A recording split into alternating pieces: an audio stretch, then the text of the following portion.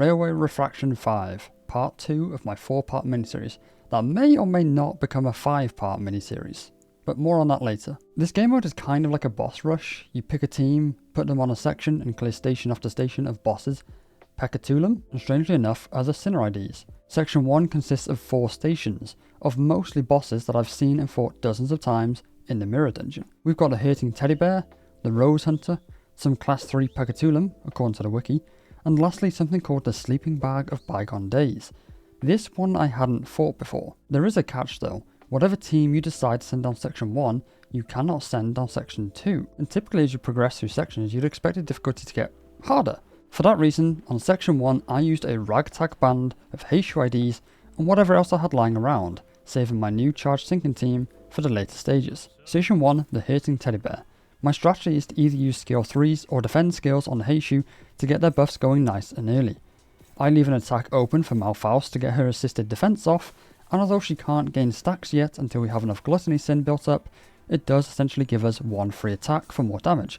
And that's how I always use Mao Faust. With people's buffs running, we can start using Gluttony skills to prep Faust's stars and begin using empowered skill 3s back to back to back until the fight is over. It's a really easy fight, as I've said before. I've done this many times. So if that's the case, why did I mess it up so bad I actually had to reset? I'm going to chalk it up to being nervous, as I had heard that Railway Refraction is actually quite challenging, and I believe these bosses are refracted, possibly giving them a slight power boost. My research on this suggests that is the case, but I can't find any definitive proof. It's also been a while since I used these IDs, so I was a little bit rusty. Running it back, I made sure to get 5 Gluttony sooner to really get Mao Faust online. Where possible, I used IDs to offset the defense skills of the bear, but it's hard to tell if this was actually working, because I still get thrown off by unbreakable coins. Either way, we destroyed one of the easiest bosses in the game in only 2 tries. In between stations, you get to pick up a buff for yourself for the rest of the run, but also the enemies. It's very similar to trials at the end of the floors of the Mirror Dungeon. The first one I chose is Infliction Refraction, giving me +1 potency to my status effect application and only increasing the enemy's level by 1. Station 2, Rose Hunter. Again, this boss is not hard, but it's quite an interesting one, as it will lock down one of your IDs each turn by tangling them in thorns. It's not very threatening, but it does eat up one of your attacks, having to clear it out. Though we're getting a free move thanks to Faust's assisted defense, so I guess it's fair. Speaking of Mao Faust, she is now stacked up and charging on full steam ahead. That's meant to be a train pun, by the way, because Railway Refraction. Yes, it's pretty terrible, but any of you that actually got it, just know you are now my favourites. For those of you who don't fully understand how Mao Faust works, simply put, she gets an assisted defense by using her skill 3 or by defending. Not only will she defend or clash against the attack that you set her on, if there is an unopposed attack coming from an enemy onto an ally that is currently attacking a target, she will actually defend in place of this attack. This is why I said earlier that she gives the team 1 free attack per turn. If you activate her assisted defense while at 10 star stacks, she will instead proc her skill 3-2, doing absurd amounts of damage. To get these stacks, Faust needs to perform assisted defense, and in doing so she'll gain 5 stacks. She also gains stacks for hitting, and when allies hit, a target with a death right on them. The most absurd thing about all of this though, by using her skill 3-2 by way of assisted defense, she will still gain stacks, meaning she can keep feeding her strongest move by using her strongest move. Skill 3-2 also gains assisted defense, so you can technically do this twice in 1 turn if you have the resources. The bear fight is basically just fueling the fire that is Mao Faust. From here on out, it's spamming skill 3-2 until we win. It's a slightly cheesy and lame tactic, I'll admit. That's why I decided to work on a series such as this one, to develop new teams, learn more about the game, and grow as a player. That, and I absolutely love messing around with graphics and video editing, so this series really gives me the opportunity to do that. On that topic, I want to say a huge thank you for the absurd support on my last video. I know I did ask you to like and subscribe, but I didn't expect that video to earn me hundreds of subscribers in a matter of days, and I cannot even begin to tell you how much that means to me. So, if you haven't done already, those little buttons down below, you know what to do. So again, thank you. Let's finish off the Rose Hunter before moving on to Station 3, which for me was the hardest station of Section 1. I do my best when using Hieshou IDs to keep their buffs up and running, though there will be some downtime for sure. Faust is by far the most important character, and because I'll be using her assisted defense so much, she'll never lose those buffs. With the Hunter down, we get to pick another buff, So I chose Refracted Blood. At the start of a turn, it inflicts 5 bleed potency and 3 bleed count to enemies with max HP, while also giving enemies +1 bleed potency and count on their skills. I'll be honest, I have no idea what kind of big brain strat I was trying to do here. I really don't know. I probably saw that it didn't give enemies that scary of a buff and thought, yeah, okay, I'll take that. And I was still really nervous about the whole Railway Refraction thing. But just take a look at the buffs to the left and right. Look at what I could have picked. Deal a boatload of damage on targets with less than 0 SP or don't have SP, or gain more charge count. Why did I pick the bleed option? I really don't get it. Moving on though. Station 3, the Pekatulan, was surprisingly difficult. Honestly, it was more difficult than the bosses of this section. All the Hieshou IDs are great, and Enclair is as reliable as ever. Though to my surprise, when it came to clashing against these abominations, they did have quite a bit of trouble. W-Corp Mersault is actually a pretty useful ID, according to some of the comments on part 1, though his role in this team is basically non-existent, outside of applying Rupture, I suppose, which is why he's here, and why I have him leveled and uptied to 3. Family Ishmael is kind of in the same boat. On release, she is referred to as Potential Woman, though I've seen her getting a lot more uses in Mirror Dungeon, with the release of the new Hieshou and Lord Lu, so maybe now it's time to put in the work and learn how to properly use her kit. After some time, we destroyed the 3rd station and moved on to the final one of this section, Sleeping Bag of Bygone Days. This boss is in the Mirror Dungeon, and I'm fairly confident it has an event tied to the nebulizer. To be fair, it does kind of look like it. But before that, let's grab another buff. This time, I chose Refracted Rupture. What was I doing this run? Had I just woken up? I honestly have no idea. I think I might have not realised that these buffs carry over through to the next sections, because outside of the IDs you're seeing in this team, I don't have any more Rupture IDs. Why am I not taking the charge and sinking buffs here? You're probably all expecting some sort of really clever idea, but I don't have one. I am honestly as clueless as you, so let's just move on to the final boss. I will show you me fighting this boss, but this is a perfect opportunity for me to address an issue that I'm having in my current videos, especially the most recent Kanto. Now don't worry if you've not done Kanto 7, there's no spoilers to be had here, though I don't know why you'd be watching Railway Refraction if you haven't done that. So more than likely you have all finished Kanto 7. A comment I'm seeing a lot is asking me to show more of the combat and more of the boss fights. One of the fights for a key boss in Kanto 7 got less than a minute of screen time. The issue is, especially when either using really powerful IDs or syncing, or if you're not playing the content on release and it's had several waves of nerfs by now, you just don't lose clashes, and I don't know how to edit that in an exciting way. Normally I do montage editing, as I'm sure you've seen at the ends of every Kanto video, but when it's not the final boss and it's still a key fight, it just feels a little bit too disruptive to edit in that sort of style. So I'm still trying to find ways to stop key fights from seeming too boring. I'm going to experiment in this style of video and explain a little bit more on the fights and both the IDs and enemies involved. So as always, feedback is essential. That being said, there's not really a whole lot I can say about this team, as it really is just a Mao Faust show. For now, anyway.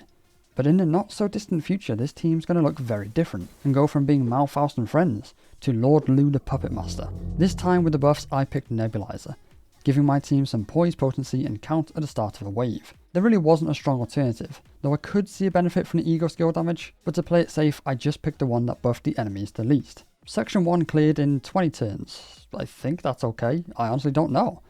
Section 2 though, this is where things get really interesting. We finally get to use our charge syncing team. So let's get into it. In place of bosses are other IDs, some of which I recognise, others I don't. Station 1 is all about ammo usage, Station 2 was more about bleeding, but Station 3 was a lone gunman. Station 1 had some really cool IDs, the Full Stop duo, Twin Hook Gregor, Solemn Yi Sang, and the 2 others I'm not familiar with, but they seem to be LCCB IDs. What's most interesting to me though, is look at their health bars, they're tiny. These aren't super overpowered IDs, these are just IDs. Their speeds are a little bit awkward, I can't redirect most of the attacks, and most of the team is struggling to clash. We're forced to pop Queen of Hatred's ego turn 1, and most people are favoured to win their clashes. Ishmael does need to defend, but that's okay. As I stated in my build video, that's one of the best things about her kit, and one of the reasons she's here. Outis is neutral, but after beating the Bottomir Corporation, I quite often think to myself, face the fear. And I take more 50-50 fights than I used to, and it pays off. I didn't want to use her skill 2 here, because she doesn't have enough charge, meaning she won't proc the shield, but I will very rarely clash at a disadvantage. Everybody wins their clashes and Don fires off a big ego, hitting over 600 damage. 2 of the enemies are outright dead, 3 of them staggered. The last target standing is Ishmael, ready to use a powerful ego of her own. No one can win a clash against that, unless I use an ego of my own. Personally, looking back at that, that is a misplay. Instead of using up your resources and clashing an ego with an ego, you can just clash with the slowest person possible and have everybody else attack unopposed, hopefully just dealing enough damage that you completely stagger her. So there's no point in wasting resources and you don't have to clash at all. The good news is though, by using these two egos, we push my key members into the minus coin states. I used this last turn in the station to defend with Kodia, finally getting her to start stacking up her buffs, before taking the Bloody Banquet buff, healing my IDs if they deal damage to the enemies, as well as removing bleed, but giving the enemies an extra 10% HP. If I were to redo this, I think I'd probably take the extra 30% damage at a loss of 25% max HP, but I can understand the first time doing it, playing it safe. Next floor is actually against the bleed team, so maybe I'm wrong. It was quite a good idea to take that buff. We're fighting a squad of Kurokumo. Heath is actually opening up with his skill 3, and they've all started to fight with 20 sanity. This could be really scary. We use a defense skill from Faust to get our 4 resonance, giving Don her 3rd magical arcana, along with her 3 stacks of hysteria. So now it's time for her to use her skill 3 and nuke the opposing side. Again though, due to the awkward speeds and where the attacks were directed, it was really difficult to counter the enemies. We were going to have to take a bit of damage, but that's fine. Something I actually learned back in the days of playing League of Legends is your health is actually a resource to be spent. If you take damage but it means you win the fight or you are favoured after it, then it's worth it. In this case I opted to not let Don clash. I wanted to be absolutely certain she was going to get her attack off, and I wanted it to be as low sanity as possible. Many of our team will have to defend this turn to mitigate some damage, but our 3 core will carry us forward. Outis, again, despite being a disadvantage, wins her clash. Ishmael successfully dodges 2 of the enemy, with Faust's guard being too much for the opposing Ishmael. Kuro Heath deals almost 50 damage to Hong Lu, even though he lost the clash. Thank you, funny little red coins. Don's skill 3 goes off, dealing just over 700 damage. This fight is won. But wait, there's more enemies now. Burn IDs in the form of Magic Bullet and LCE Faust. We need a little bit more wrath to use Don's ego again. So I opt to save my envy skills to get 4 times resonance when Hong Lu has enough charge count. We take some neutral clashes, but as I said, face the fear. Don wins hers, but Faust loses. I should have saved Outis' skill 3 for the big envy resonance, but I'll be honest, I don't think I knew how her load application worked back then. The enemy are lining up some egos, so we're forced to fire one back with Don, hitting for just over 500 damage. Kodia clashes against the other, using her skill 2, before one-shotting Ryoshu. Dawn Sinclair and Middle Dawn are now facing us down with more egos, and sadly 2 of our team are staggered. We counter Don's ego with our own, doing just over 300 damage, and Kodia again takes on Sinclair. Everyone else is trying to stagger Mersol, but the final turn comes and we hadn't managed, so he prepares his own ego. But Kodia kinda just obliterates him, before the rest of our team finishes off Don. I opt to go for resource reaping here, to give me more uses of Don's ego. The final station in section 2 is versus this lone gunman, and I start off by healing with Faust's fluid sac and countering his attacks with our own.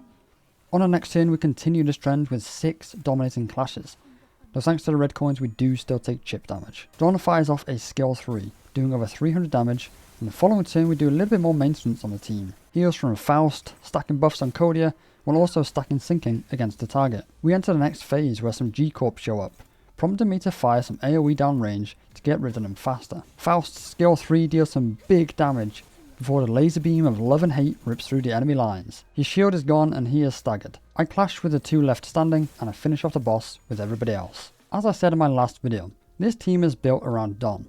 Sure, the whole team are very capable and fantastic IDs on their own, but Don is the star of the show. For that reason I had to take the lone gunman buff, raising her speeds by 1 and giving her another skill 3.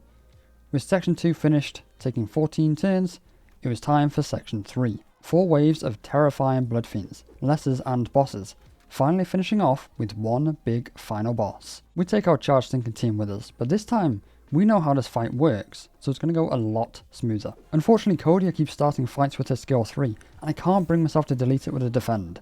So I use them, ultimately winning a clash and giving a positive sanity and no tier sharpened stacks. I don't really mind the enemies getting buffs here, as we'll still win the clashes, and it means there's less attacks for us to try counter, so quite often I'll leave these attacks open in favour of doing more damage. We get the envy resonance with Don's skill 3, so that's 2 magical arcana stacks this turn, with Kodia slowly getting higher and higher sanity, but it's fine. 1 or 2 turns of defending and that will be all sorted. Sadly we can't get our resonance on this turn and Outis is forced to use her skill 3 to clash. I accidentally left an attack open, causing Outis to be hit and staggered, but the boss is now at minus 45 sanity. There's nothing more she can do to us. Many turns of whittling down the lesser blood fiends later, and now the boss is vulnerable, low sanity, and stacked up with sinking. And this is why I love this team. Charge basically adds this slow power creep on your units the longer the fight goes on, whereas sinking slowly makes the enemies weaker and weaker. It's a perfect balance, and I'm having an absolute blast playing this team. So let's finish this fight in style.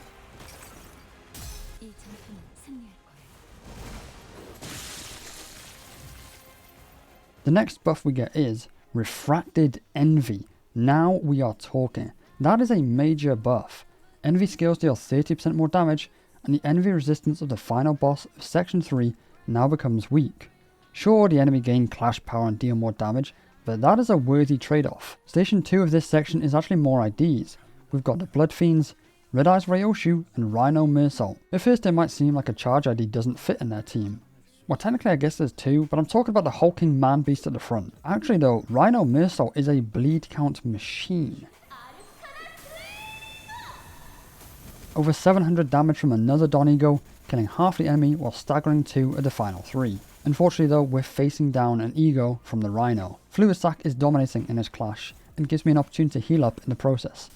Everyone else goes in to finish the other 2 off, but Gregor survives and now has his own Ego prepared. Cody is in positive sanity, she can't clash with that, and everyone else is set to lose the clash.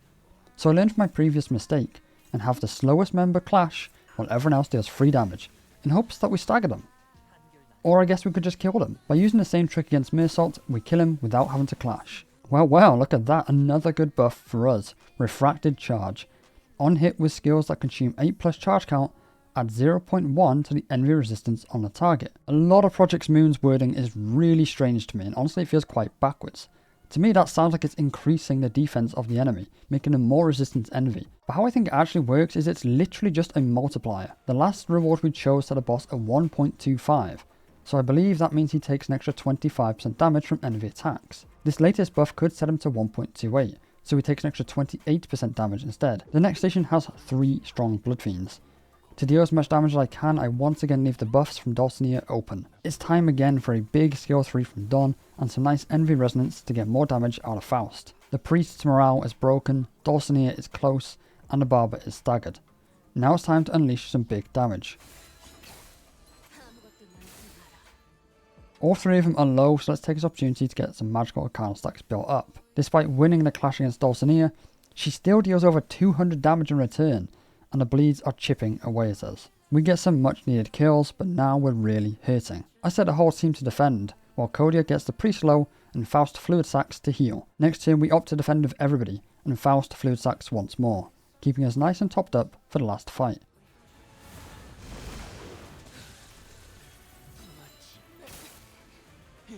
The final buff was a really hard choice. We could take extra pierce damage for Kodia, extra blunt damage for Don, or we could take an all-round buff, but the thought of giving the enemy even more buffs didn't sit right with me, so I opted to take the blunt damage. Hopefully Don is going to hit like a truck with this. The boss is some weird strange blood rose with creepy wings made out of thorns and vines. I couldn't get my 4x envy resonance, so opted to save all my envy skills and go for damage with skill 3s from Kodia and Hong Lu, while continuing to heal up with Fluid Sack. A decision I thought was actually quite wise, as we continue to be chipped away by red coin damage that ultimately staggered Don. Without Don we can't get the resonance this turn, and Kodia needs time to get her buffs back up. We store with more Fluid Sack, and almost all the attacks are targeting Kodia. I redirect what I can, but she's tanky, she can absolutely take this, especially with some shield from her positive defense, and energy barrier from W-Corp Outis. Ishmael is now at 10 tremor, so we inflict some vulnerability for when Don is back online. But now we need to make a choice. Feed some of our life to the boss to reduce either its offenses or defenses while raising the other. But actually, I opt to ignore it. We're going to win every clash, so the buffs don't matter. With Fragile on the boss, I activate load and do big damage with Hong Lu and Don. Our IDs are building up a lot of charge potency, and are starting to deal hundreds of damage with each attack. The plant transforms, but so does our Don. Kodia and Faust clash against the big incoming attacks, and everybody else gets free damage off. Another choice to make, and again we opt to ignore it. Several turns later and we're primed for a massive hit. Our charge IDs load up their envy skills, and Outis preps load.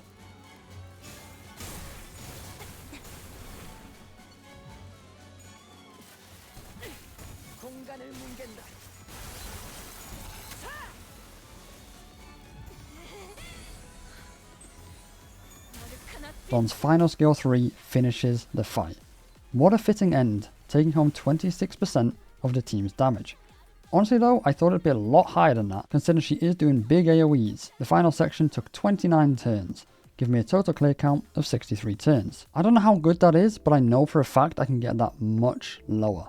But that's it, that's the end of part 2, Railway Refraction. This really fun game mode that actually, now that I'm editing through the footage again, I kind of want to give it another try and see how low I can actually get my turn count. The next episode in this miniseries is coming up, and it'll be me taking on Mirror Dungeon Infinite with my new team. But my timing couldn't be worse, as we've just had the release of Mirror Dungeon Extreme. I didn't know what to do here. Do I change part 3 to be Mirror Dungeon Extreme? Do I replace part 4 to be Extreme? Ultimately, I left it up to you to decide in a poll, and the majority of you voted to turn this into a 5-part miniseries, and that's what we'll do. My current part 4 is going to become part 5, and Mirror Dungeon Extreme will become part 4, assuming I can beat it. Anyway, again, thank you all so much for the support on the last video, it completely blew me away. And of course, thank you very much for watching, thanks for listening, I'll see you all again very, very soon. Bye bye.